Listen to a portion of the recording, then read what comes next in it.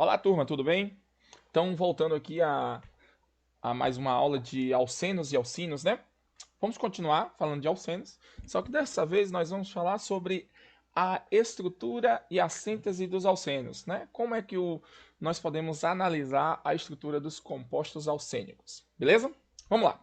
Então, o grupo funcional principal dos alcenos é, na verdade, a ligação π, né? Ou seja, a ligação π é o grupo funcional dos alcenos e é através dessa ligação que nós conseguimos diferenciar os alcenos de outros grupos funcionais, beleza? Primeiramente, vamos entender então essa ligação π. Bom, a ligação π, ela na verdade, ela é muito mais reativa do que a ligação sigma, né? Uma ligação mais fácil de ser quebrada. Por dedução, nós podemos chegar à conclusão de que a ligação π ela tem em torno de 63 quilocalorias por mol. Isso porque se nós formos analisar a quebra de uma ligação C dupla C, ela tem uma energia em torno de 146 quilocalorias. E uma ligação CC, né, uma ligação sigma, é em torno de 83. Então, por dedução, a ligação π é em torno de 63 quilocalorias por mol. Certinho? Então, turma, em relação aos orbitais, como podemos analisar a estrutura dos alcenos? Primeiramente, vamos pensar como é formadas as ligações no carbono com a ligação dupla. A ligação sigma que o carbono realiza, ela é realizada através da hibridização, né, do orbital S com o orbital P, gerando 3 novos orbitais, que são os orbitais sp2, do tipo sp2. Esses orbitais são responsáveis pela disposição espacial da estrutura, que é uma estrutura trigonal planar, né? Consequentemente, os ângulos da ligação é em torno de 120 graus. Né? Então, esses orbitais do tipo sp2 geram um ângulo entre si de 120 graus. Mas, e o que isso tem a ver com a ligação sigma? Com a ligação π? É porque após a hibridização, nós vamos ter ainda um orbital P não hibridizado. Esse orbital P é o responsável pelo alongamento, né? Ele vai se alongar e realizar a ligação π, assim formando a ligação dupla, né? Então, a molécula do alceno, ela é uma molécula planar em torno da ligação dupla. Sempre nós vamos ter um plano ali naquele processo, naquela estrutura. Então, não há uma possibilidade de rotação em torno da ligação sigma entre dois carbonos que realiza a ligação dupla, certinho? Então, essa ligação π, né, ela é formada pela sobreposição lado a lado de orbitais P perpendiculares ao plano da molécula. Então, o que é que nós vamos observar? Então, aqui nós temos um carbono com a ligação dupla, né? Como é que funcionaria? Então, nós temos aqui o plano, né, das ligações sigmas e perpendicular nós vamos ter aqui o quê? O orbital P, que com outro carbono, né, vai ter também um orbital P e assim formando esse alongamento e gerando a ligação π aqui entre eles. Certinho? Então, esse é o processo da formação. A gente analisando aqui a figura, né, a imagem da estrutura, na verdade, o que nós vamos observar? Observe que, primeiramente, a ligação sigma tem um comprimento em torno de 154, de 1,54 angstrom, né? Então, esse comprimento não é observado na ligação dupla, ele é menor. Por que menor? Por causa desse processo de alongamento, dessa sobreposição aqui dos orbitais P perpendiculares à ligação, ao plano da ligação. Ele é responsável pelo encurtamento da ligação. Certinho, gente? Então, esses ângulos aqui em torno da ligação é em torno de 120 graus, certo? O que caracteriza a geometria trigonal planar, certinho?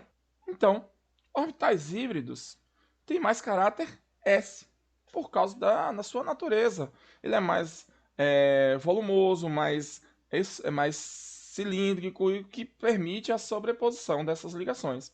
Já o orbital da ligação π, ele torna os átomos de carbono mais próximos. Por quê? Porque a ligação π ela vai se alongar em torno desse eixo, fazendo com que os átomos se aproximem mais. Por isso a ligação é mais curta. Já o ângulo da ligação, ele aumenta com o número de ligações π, também aumenta. Então, observe aqui, por exemplo, se eu tenho o ângulo da ligação π envolvendo com o hidrogênio ligado ao carbono, o que é que nós vamos observar? O ângulo é em torno de 120. Já o ângulo hidrogênio-carbono, o ângulo é um pouco menor. Porque aqui nós estamos envolvendo apenas ligações sigmas. Mas aqui nós temos o quê? Uma ligação π, ou seja, uma ligação dupla com uma ligação simples. E esse ângulo realmente é em torno de 121 graus, ou seja, próximo ao 120, muito mais próximo. Porque isso é decorrente da aproximação da ligação π da outra ligação, que é a ligação sigma com o hidrogênio e carbono. Certinho? Então, entendendo a ligação π. Pessoal, o que é então a ligação π? A ligação π nada mais é do que o alongamento lado a lado dos orbitais p. Né? Esse alongamento aqui, ele é ocasionado justamente pela aproximação, ou seja, o esticamento desse orbital, permitindo aqui, ó, permitindo a formação da ligação. Então, esses orbitais, eles se alongam em torno do eixo e assim formando a ligação. Só que esses orbitais, eles estão perpendiculares em relação ao plano carbono-carbono da ligação sigma carbono-carbono. Consequentemente, essa ligação ela também impede a rotação da ligação. Ou seja, essa ligação sigma em torno do carbono ela não sofre uma rotação em torno do seu eixo. Consequentemente, é impossível você ter uma transformação de trans em cis ou cis em trans sem ocorrer uma reação química.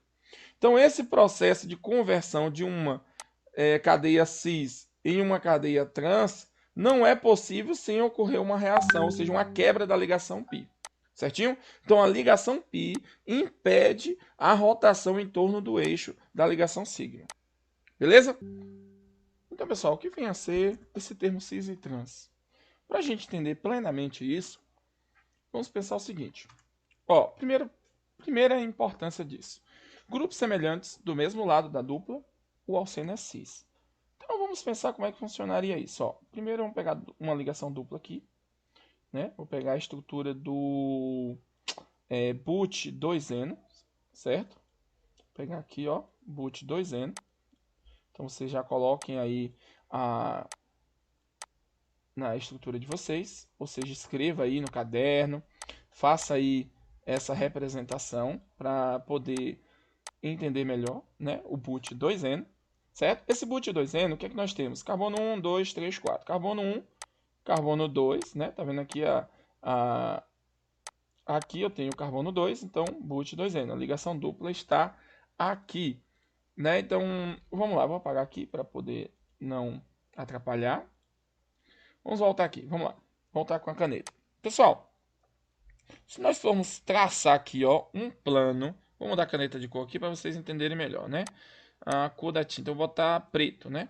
Ó, vamos supor que eu traço um plano aqui, ó, um plano, uma linha em torno da ligação dupla. Observe que, vamos imaginar isso aqui como um plano, né? O plano aqui na tela, né? Se vocês observarem no caderno de vocês, vai estar na folha de caderno. Esse plano foi traçado uma linha. Então, existe o plano, do plano, a parte, né? Essa parte A, que é a parte de cima, existe a parte B, que é a parte de baixo. Tudo bem? Se você observar aqui agora, eu tenho, ó, esse grupo comparado com esse, tá vendo, ó? Com o lado, aí vem aqui a ideia, ó. Você precisa dividir a cadeia também na metade. Então, aqui eu tenho o lado esquerdo, né? O lado esquerdo. E aqui o lado direito, certo? Então, esse lado esquerdo e esse lado direito. Vamos lá, do lado esquerdo eu tenho a parte A do plano, que é a parte de cima, e a parte B, que é a parte de baixo do plano. No lado esquerdo eu tenho o metil E abaixo eu tenho quem? O hidrogênio. Se você observar, quem é maior dos dois? Quem possui maior massa? Lógico que existe uma tabela, né, que a gente vai falar mais adiante, que é a tabela de Coll. Essa tabela é muito mais completa e muito mais informações. Mas para nós aqui, vamos analisar apenas em relação à massa molecular, que já resolve bastante nosso entendimento de nomenclatura de alcenos. Em relação a esse termo cis e trans. Olha só, se eu pegar aqui, ó, carbono e hidrogênio, é o que está ligado a esse carbono da ligação dupla. Esse carbono ele tem massa maior. Então o lado A ele é maior, certo? Ele é mais, certo? Vamos botar um maisinho aqui para vocês entenderem. Ele é maior, né? Se você olhar agora do lado direito, eu tenho aqui também o metil e aqui o hidrogênio, né? Carbono maior do que hidrogênio. Então o lado mais também está para cima. Tudo bem?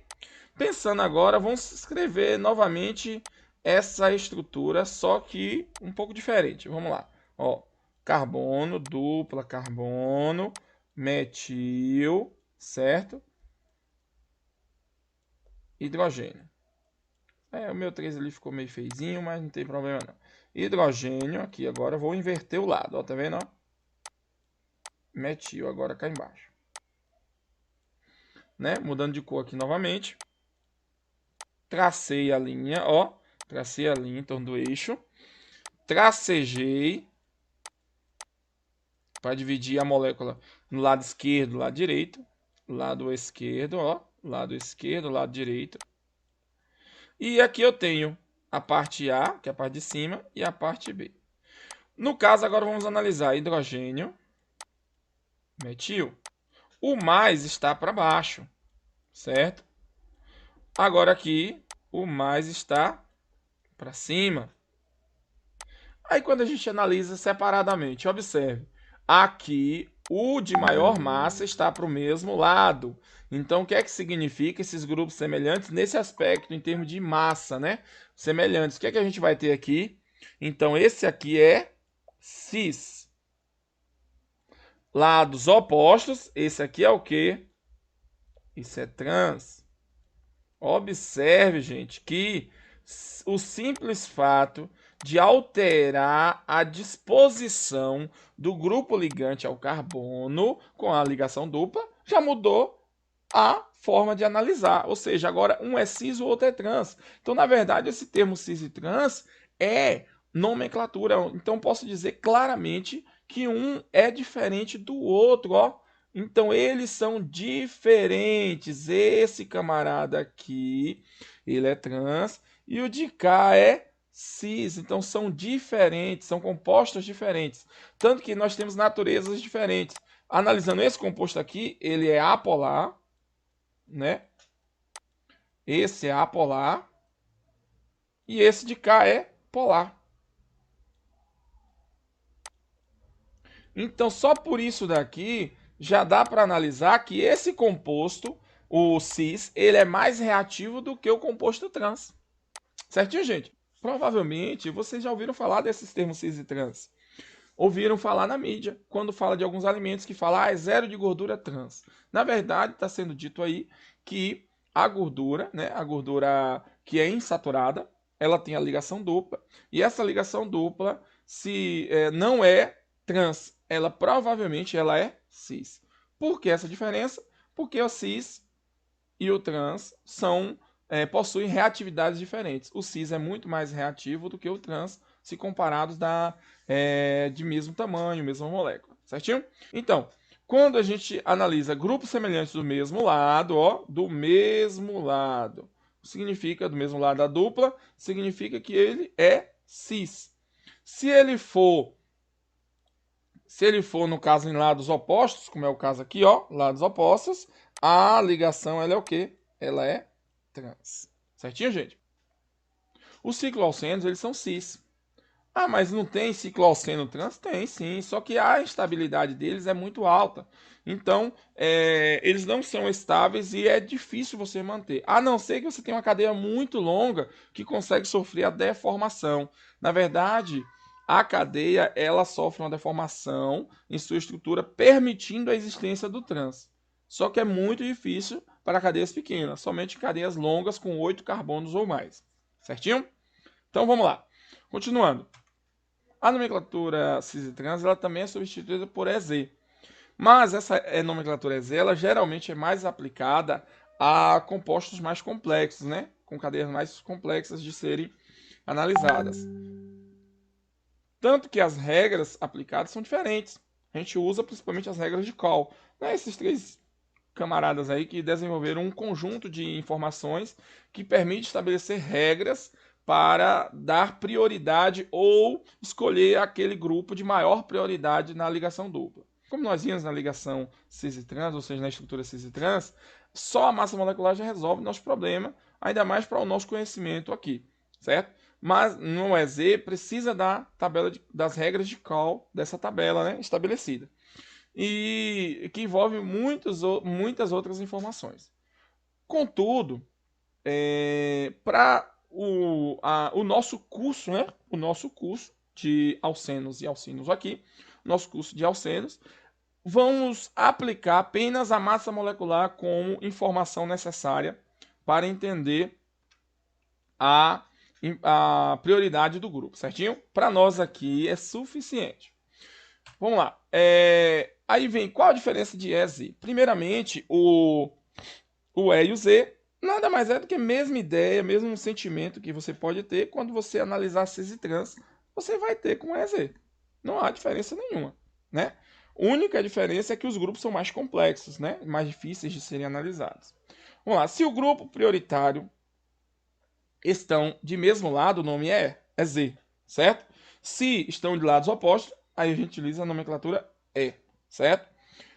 Isso daí, gente, é para justamente entender que é semelhante do mesmo lado, contrário, só muda isso. Então, Z é como se fosse o cis e o E é como se fosse o trans. Não são, entenda, não são iguais, mas é como se fosse. Para entendimento, para vocês compreenderem melhor, é isso aí. Para a gente aplicar esse conhecimento, vamos analisar essa estrutura. Vamos lá. Primeiramente, vamos encontrar a cadeia principal. Cadeia principal é aquela que tem maior número de carbonos e contempla ligação dupla. Ó. Vamos tracejar ela aqui, ó. Que lindo, ó. Ó, que lindo essa cadeia principal. Ok? Tudo que está fora dela é o que? Ramificação. Nós só observamos aqui fora dela o cloro. Vamos lá. Então, o que é que nós temos aqui, então? Uma estrutura com a cadeia longa e tem o cloro ali como aleto ligado aos carbonos da ligação dupla. Pessoal, turma, vamos lá. Vamos pensar aqui, analisar esse primeiro carbono aqui, né? Na verdade, essa primeira ligação dupla. O que a gente vai analisar? Ó? Grupo metil, certo? Vou mudar de cor aqui. Vou botar aqui uma cor mais interessante. Vamos lá. Vou botar outra cor aqui, uma cor azul. Pronto, uma cor azul para diferenciar. E aqui eu tenho o que? O hidrogênio, certinho? Já aqui eu tenho o que? Cloro, né? Tá circulado aqui já. E para baixo eu tenho esse grupão todo aqui. Se nós formos analisar aqui, ó, tracejando a ligação, dividindo em dois lados, lado esquerdo e lado direito. E tracejando aqui para quê? Para ter o lado de cima e o lado de baixo. O lado de cima eu tenho o metil. O lado de baixo eu tenho o hidrogênio. Então o mais, que é o de maior preferência, está para cima. Analisando o outro lado agora, eu tenho um cloro e tenho um carbono. Qual tem maior preferência? O cloro, então ele está para cima, certinho? Pronto, então os dois de mesmo lado estão para cima. Então neste caso, isso aqui é o que? Cis. Vamos analisar outra. Mesma coisa, ó, dividir no meio, certo? E tracejei para dividir para cima e para baixo. Lado esquerdo eu tenho hidrogênio e aqui eu tenho carbono. Carbono é maior, então ele está para baixo. Do lado de cá, o que a gente tem? Hidrogênio e esse grupão todo aqui que é com carbono. Então, com toda certeza está para onde? Para cima. Então, observe que primeira ligação dupla aqui que a gente está observando, ela é cis. A outra, ela é trans. Então, trans, né? trans. Certinho? Ó, Ah, mas a gente não tá vendo o EZ? Sim. Mas para você entender o cis e o trans é mais fácil. Então você olha, ela é cis, ela é trans. Ah, beleza. Quando ela é cis, eu uso o quê? Z. Quando ela é trans, eu uso o quê? O termo E. Pronto, já descobri aqui. Agora o que é que a gente vai fazer? Então já sabe, ó. O primeiro é Z e o segundo aqui é E. Então vou limpar aqui para a gente poder dar a nomenclatura completa agora. Vamos lá. Vamos numerar o carbono. Mais próximo da ligação dupla e mais próximo do cloro. Observe. Carbono 1, carbono 2. Carbono 1, carbono 2. Ó, carbono 3 tem a ligação dupla. Aqui já está no carbono 2. Então, qual que a gente vai numerar em a cadeia? Observe que a nomenclatura está aqui, está em inglês, mas não tem problema. Observe, ó, carbono 1, né, para a gente entender, certo? Carbono 2, certo aqui. Deixa eu voltar aqui. Carbono 2, carbono 3, carbono 4, carbono 5, 6, 7 e 8. Então são 8 carbonos na cadeia principal. A ligação dupla está no carbono 2 e a ligação dupla está no carbono 5. Esse carbono 2, a ligação dupla é cis ou trans? Ela é cis, então ela é nomenclatura o quê? Z. O carbono 5, ele é cis ou trans? Ele é trans, então ele é E. Certinho? Então a nomenclatura toda vai ficar como? Né? Vai ficar o quê? O cloro, que é a ramificação está no carbono 3 e está no carbono 7. Então como é que vai ficar a nomenclatura? Primeiro, vai ficar o quê? 2Z, né? Que é a primeira ligação dupla. Segunda ligação dupla, 5E, né? Fechando aqui, ó. Beleza. Já fiz a designação de como está a ligação dupla. Aí vem, qual é a primeira ramificação? Cloro. Está em qual carbono? Carbono 3, carbono 7. Então fica 3,7 dicloro, né? Dicloro, ó. Dicloro. Aí vem o que agora? 1, 2, 3, 4, 5, 6, 7, 8. Então, como é que fala 8? Oct, né? Oct, não é isso? Oct, o que? 2,5. 2,5, o que? 2,5 dieno. Não é isso? Então, é assim que a gente vai dar a nomenclatura. Como aqui é mais bonito, já prontinho, vou apagar isso daqui e vocês podem, ó, observar que a nomenclatura está aqui, ó. Como eu falei. 2, né? 2, 5, né? Ligação dupla. 3,7 de cloro. Ah, mas aqui está 2,5 octadieno. Beleza. Ainda é aceito algumas nomenclaturas assim. Mas o correto é você botar o quê? Oct 2,5 dieno. Tranquilo? Então, beleza. Então, é assim que a gente utiliza a nomenclatura EZ, pessoal. Certinho? Pessoal, estabilidade agora de alcenos. Agora, para que a gente quer saber a estabilidade dos alcenos? Porque a estabilidade está ligada diretamente à sua estrutura, ao modo como ele está organizado, como ele está disposto no espaço. Vamos lá. A gente pode medir essa estabilidade através do calor de hidrogenação. Quanto de energia esse alceno libera ou absorve ao ser hidrogenado. Quanto de energia esse alceno absorve ou libera ao ser hidrogenado, né? No caso aqui, os alcenos ao ser hidrogenado liberam grande quantidade de calor, certo? O calor liberado do alceno depende da sua natureza, da sua estrutura, certinho? Vamos pensar aqui dois exemplos, né? Nós temos aqui o exemplo do alceno, aqui ó, but1eno, e o alceno trans-but2eno, certinho? Observe que há uma diferença entre eles, ó. O but1eno libera, olha só, libera aqui, ó, quanto de energia daqui para cá? libera aproximadamente 30,3 quilocalorias, certo? O alceno but2eno trans libera apenas 27. Ah, mas o que isso tem a ver? É simples. Quanto maior o estado de energia o alceno estiver, significa que ele é menos estável. Então, para ele partir para uma estrutura mais estável, ele vai liberar uma quantidade maior de energia. Se ele libera uma quantidade menor de energia, significa que ele é mais estável, ele está mais próximo da estrutura, o que? Mais estável. Então, significa que, se eu pensar aqui nesse alceno but2eno trans e esse but1eno, quem é mais estável? O but2eno na configuração trans.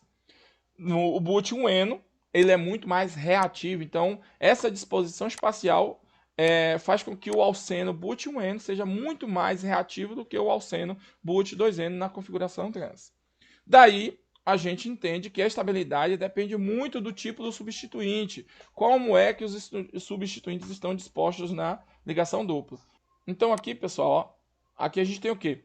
Os substituintes, uma escala de reatividade baseado na estrutura dos substituintes. Aqui o alceno eteno é o mais reativo, com o menor número de substituintes possível, que é nada, nenhum, certo? Esse número de substituintes é indicado pela quantidade de hidrogênios que foram substituídos no processo. Nesse caso aqui eu tenho um substituinte, tá vendo o Rzinho aqui, ó? Aqui eu tenho 2 substituintes, ó, o Rzinho aqui, e aqui eu tenho 3 substituintes. E no final, o mais estável de todos, são quantos substituintes? 4. Então o que é que a gente tem?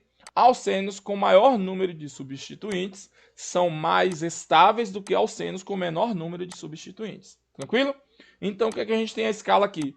Não substituído é menos estável do que o mono, que é menos estável do que o di, e que é menos estável do que o tri substituído, e assim menos estável ainda do que o tetra substituído. O mais estável de todos é o tetra substituído, e o mais reativo de todos é o não substituído. Tranquilo? Beleza. Então, ó, por que isso acontece, essa reatividade? Porque o grupo alquilo ligado ao carbono da ligação dupla, ele estabiliza a ligação dupla, ele impede a aproximação, né? Isso ou seja, o alceno menos impedido, estericamente, ele é o mais reativo, certinho? Então, quanto maior o impedimento estérico, mais estável é o alceno, porque impede a aproximação dessa ligação e não permite o ataque a ela, certinho? O que é que a gente pode analisar aqui, ó? Ó, alcenos menos substituído. Só tem um, tá vendo? Um substituinte. Ó a abertura que a estrutura tem para ser atacada. Quando a gente pensa aqui agora, ó, um alceno trissubstituído, ó, trissubstituído. O que acontece? A única abertura que ele tem é essa aqui. Então a abertura que a ligação dupla tem para aproximação é muito menor. Por isso que ele é mais estável do que o menos substituído. Tranquilo, gente? Certo? Existem os isômeros dissubstituídos do modalidade cis e trans e o geminal. A estabilidade dele está aqui, ó. Como a gente pode observar, o cis é menos estável do que o geminal, que é menos estável do que o trans. Estamos falando de estruturas semelhantes, tudo bem? Então, ó, o isômero menos estável tem uma energia mais elevada, então o calor de hidrogenação é mais exotérmico, ou seja, mais energia a ser liberada, como a gente falou. Certinho? Então, ó, a gente pode analisar nessa tabelinha aqui, ó, pessoal, o cis2but2eno, ele libera 28,6 quilocalorias. O isobutileno libera 28 e o transbut2eno libera 27,6. Quanto maior a quantidade de energia liberada, menos estável. Quanto menor a quantidade de energia liberada, mais estável. Que energia é essa? Energia de hidrogenação. Tranquilo? Beleza, então, pessoal, aqui a gente tem essas características dos alcenos, baseado em sua estrutura. Certinho? Será que essas características, pessoal, influenciam nas propriedades físicas dos alcenos? Sim, com toda certeza. Alcenos, eles dependem muito da estabilidade da sua estrutura, ou seja, o tipo de interação que eles realizam entre si. O ponto de ebulição é o mais afetado, né? E ele depende diretamente da massa. Quanto maior a massa do alceno, se ele é grande, tem uma massa grande, tem muito carbono, o ponto de ebulição dele é maior, certinho? Então, quanto alcenos menores tem ponto de ebulição menores. Agora, quando a gente analisa alcenos de mesmo tamanho, o que a gente vai observar? Ramificações. Quanto maior o número de ramificações dos alcenos, menor é o ponto de ebulição dele também, porque as ramificações impedem o acoplamento das moléculas uma à outra, né? Ou seja, essa sobreposição, diminuindo assim o ponto de ebulição, a interação intermolecular. Certinho? Os alcenos, eles são menos densos do que a água, normalmente. Certinho? Eles são mais fáceis de flutuar, porque são oleosos, né? São olefinas, de um modo geral. Agora, os alcenos, eles são levemente polares e depende muito da polarização da ligação π. Porque, como eu falei a vocês, é uma ligação mais fácil de ser quebrada. É uma ligação rica em elétrons que pode sofrer uma distorção ali, ou uma distorção da nuvem eletrônica, permitindo essa leve polaridade. Certo? Então, os alcenos sofrem interação do tipo de polo por causa da sua polaridade. E os grupos alquíleos, né, os grupos alquíleos ligados à ligação dupla, eles são doadores de elétrons, permitindo que eles doam elétrons através da ligação dupla, aumentando ainda assim a nuvem eletrônica, certinho? Só que quanto maior o número de grupos, ele vai o quê? Vai aumentar demais essa nuvem eletrônica, tornando esse momento dipolar cada vez menor. Ah, mas como assim? Não sofre mais distorção facilmente? Só que essa distorção passa a ser momentânea e não permanente. Né? Como podemos observar aqui, o alceno cis e o alceno trans, o momento dipolar do cis é maior que zero e o trans é igual a zero. Consequentemente, essa polaridade aqui é muito menor do que essa. Tanto que o ponto de ebulição, ó, aqui é 4 graus, aqui é 1 grau. Certinho? Então, pessoal, mais uma aula finalizada. Não deixe de se inscrever no canal, dar seu like e ativar o sininho para as novas aulas. Beleza? Até a próxima!